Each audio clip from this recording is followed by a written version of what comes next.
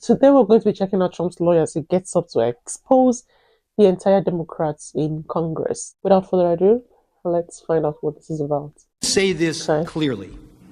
We have reason to believe the House managers manipulated evidence and selectively edited footage. If they did, and this were a court of law, they would face sanctions from the judge. I don't raise this issue lightly. Rather, it is a product of what we have found in just the limited time we have had since we first saw the evidence here with you this week. We have reason to believe that the House managers created false representations of tweets, and the lack of due process means there was no opportunity to review or verify the accuracy. Consider these facts. The House managers, proud of their work on this snap impeachment, staged numerous photo shoots of their preparations. In one of those, Manager Raskin is seen here at his desk reviewing two tweets side by side. The image on his screen claims to show that President Trump had retweeted one of those tweets. Now, members of the Senate, let's look closely at this screen, because obviously Manager Raskin considered it important enough that he invited the New York Times to watch him watching it. Now, what's wrong with this image? Actually, there are three things very wrong with it. Look at the date on the very bottom of the screen on Manager Raskin's computer screen when we zoom into the picture. The date that appears is January 3rd, 2020, not 2021. Why is that date wrong? Because this is not a real screenshot that he's working with. This is a recreation of a tweet, and you got the date wrong when you manufactured this graphic. You did not disclose that this is a manufactured graphic and not a real screenshot of a tweet. Now, to be fair, the House managers caught this error before showing the image on the Senate floor, so you never saw it when it was presented to you. But that's not all. They didn't fix this one. Look at the blue check mark next to the Twitter username of the account retweeted by the president. It indicates that this is a verified account, given the blue check by Twitter to indicate it is run by a public figure. The problem? The user's real account is not verified and has no blue check mark, as you can see. Were you trying to make her account seem more significant, or were you just sloppy? If we had due process of law in this case, we would know the truth. But that's not all that's wrong with this one tweet. House Manager Swalwell showed you this tweet this week, and he emphasized that this tweet reflected a call to arms. He told you repeatedly that this was a promise to call in the cavalry for January 6th. He expressly led you to believe that President Trump's supporter believed that the president wanted armed supporters at the January 6th speech, paramilitary groups, the cavalry, ready for physical combat.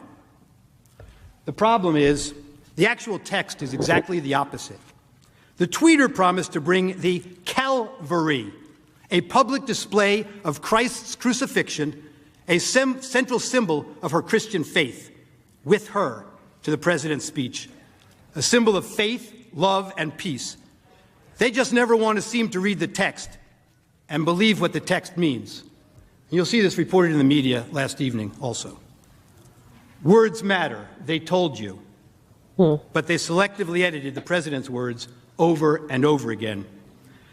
They manipulated video, time-shifting clips, and made it appear the president's words were playing to a crowd when they weren't. Let's take a look. After this, we're going to walk down, and I'll be there with you. We're going to walk down. We're going to walk down to the Capitol. But I think right here, we're going to walk down to the Capitol. And we're going to cheer on our brave senators and congressmen and women. No way. And we're probably not going to be cheering so much for some of them. Because you'll never take back our country with weakness. You have to show strength, and you have to be strong. We have come to demand that Congress do the right thing and only count the electors who have been lawfully slated. I know that everyone here will soon be marching over to the Capitol building to peacefully and patriotically make your voices heard. And we are going to walk down to the Capitol. They showed you that part. Why are we walking to the Capitol? They don't show. Well, they cut that off. To cheer on some members of Congress and not others, peacefully and patriotically. The Supreme Court ruled in Brandenburg that there's a very clear standard for That's so incitement. sick. In short, to paraphrase, whether the speech was intended to provoke imminent lawless action, and was it likely to do so. Go to the Capitol and cheer on some members of Congress, but not others. They know it doesn't meet the standard for incitement, so they edited it down. We heard a lot this week about fight like hell, but they cut off the video before they showed you the president's optimistic, patriotic words that followed immediately after. We fight like hell, and if you don't fight like hell, you're not going to have a country anymore. Our exciting adventures and boldest endeavors have not yet begun. My fellow Americans, for our movement, for our children, and for our beloved country, and I say this despite all that's happened, the best is yet to come. There's that famous quote, like one of the House managers said, "A lie will travel halfway around the world before the truth has a chance to put its shoes on." That's right. Well, this lie traveled around the world a few times, made its way into the Biden campaign talking points, and ended up on the Senate floor. The Charlottesville lie. Very fine people on both sides, except that isn't all he said. And they knew it then, and they know it now. Watch this. But you also had people that were very fine people on both sides. You had people in that group, excuse me, I saw the same pictures as you did. You had people in that group that were there to protest the taking down of, to them, a very, very important statue and the renaming of a park from Robert E. Lee to another name. Robert E. Lee are not the same. Well, no, George Washington was a slave owner. Was George Washington a slave owner? So will George Washington now lose his status? Are we going to take down, excuse me, are we going to take down statues to George Washington? How about Thomas Jefferson? What do you think of Thomas Jefferson? You like him? Okay, good. Are we going to take down the statue? Because he was a major slave owner. Now we're going to take down his statue. So you know what? It's fine. You're changing history, you're changing culture, and you had people, and I'm not talking about the neo-Nazis and the white nationalists, because they should be condemned totally. But you had many people in that group other than neo-Nazis and white nationalists, okay? And the press has treated them absolutely unfairly. Now, in the other group also, you had some fine people, but you also had troublemakers, and you see them come with the black outfits and with the helmets and with the baseball bats. You had a lot of bad people in the other group too. Treated unfairly, sir. I'm sorry, I just didn't understand what you were saying. You were saying the press has treated white nationalists unfairly? No, I just didn't understand what you were saying. No. There were people in that rally, and I looked the night before. If you look, there were people protesting very quietly the taking down of the statue of Robert E. Lee. I'm sure in that group there were some bad ones. The following day it looked like they had some rough, bad people. Neo-Nazis, white nationalists, whatever you want to call them. But you had a lot of people in that group that were there to innocently protest and very legally protest because, you know, I don't know if you know, they had a permit. The other group didn't have a permit. So I only tell you this. There are two sides to a story. I thought what took place was a horrible moment for our country, a horrible moment. But there are two sides to the country. Does anybody have a final? Does anybody have? You have an infrastructure. What makes you think? This might be today the first time the news networks played those full remarks in their context. Wow. And how many times have you heard that President Trump has never denounced white supremacists? Now you in America know the truth. Here's another example. One of the House managers made much of the president's supposedly ominous words of, "You have to get your people to fight." But you knew what the president really meant. He meant that the crowd should demand action from members of Congress and support primary challenges to those who don't do what he considered to be right. Support primary challenges, not violent action. I know what he meant because I watched the full video, and so did the House managers, but they manipulated his words. You will see where they stopped That's just sick. and to give it a very different meaning from the meaning it has in full context. Let's watch. You have to get your people to fight.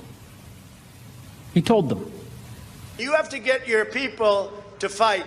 And if they don't fight, we have to primary the hell out of the ones that don't fight. You primary them, we're gonna let you know who they are. I can already tell you, frankly. Why? What The people who need to fight are members of Congress. Why did we have to skip the necessary due diligence and due process of law and any legal proceeding should have? It couldn't have been the urgency to get President Trump out of office. House Democrats held the articles until he was no longer president, mooting their case. Hatred, animosity, division, political gain, and let's face it, for House Democrats, President Trump is the best enemy to attack. Raskin objected to the certification of President Trump's victory 4 years ago, along with many of his colleagues. You'll remember it was Joe Biden who had to gavel them down. I have an objection because 10 of the 29 electoral votes cast by Florida were cast by electors not lawfully certified. I object to the votes from the state of Wisconsin, which should not be legally certified. No debate. Mr. President, I object to the certificate from the state of Georgia on the grounds that the electoral votes were not. Debate. There's no debate. And I object to the certificate from the state of North Carolina. I object to the 15 votes from the state of North Carolina. I object. I object to the certificate from the state of Alabama. The electors were not lawfully certified. Is it signed by a senator? Not as of yet, Mr. President. In that case, the objection cannot be entertained. The objection cannot be entertained. Counting Debate is not in order. Ballot. Even with the There is malfunction, no 87 debate in voting order. machines Is it that signed by a African senator? American There is no Rights Act debate. and There is no concern hacking debate by in the the Russian joint government. session. There is In no the debate. early There is voting no from debate. 16 There to is no 1. debate. And the mass Please come to order. The My objection signature on it cannot be seeking a senator, received. but the Russian Section 18, Title 3 of the United States Code prohibits debate in the joint session. I do not wish to debate. I wish to ask, is there one United States senator who will join me in this letter There of is no debate. There is no debate. The gentlewoman will suspend.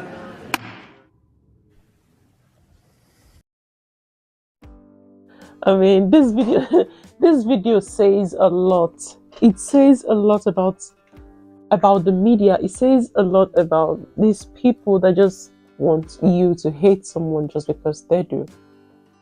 They find ways to put hatred in the hearts of people. They find ways to divide people. They find ways to tarnish your image. And it's these people that own the media. They keep pushing videos like this. I mean, what do you expect? But hatred from the hearts of people. I don't understand. I don't know how this man won, because I know that people don't like him. It took grace for him to win his election, because I am fully aware that a lot of people do not like Donald Trump, and that's because of what the media has shown them, and what the media is showing them. And it's crazy. It's insane. This is sickening, honestly. Watching a video like this one would definitely shake you and make you question, you know, your sanity and yourself, because what are you supporting? What I know about this person, is it true? You know? Or is it just what other people want me to think? They keep pushing their own narrative and not put the whole truth out there. That's just sick. And I'm pretty sure they're doing this because they know that he is doing the right thing. You know, he's there for the right reasons. And I don't want that. That scares them. That scares the hell out of them. Wow. This was crazy. Thank you for sharing this video. Thank you guys for watching the video. I really hope you enjoyed it too. And what do you think about this? I would like to read your opinions on this matter. Thank you guys for watching the video again. I really hope you enjoyed it again. If you did, do not hesitate to give me a big fat thumbs up. Consider hitting the subscribe button if you're not subscribed yet. And I'll see you guys in my next video. Until then, stay safe, be kind, and bye.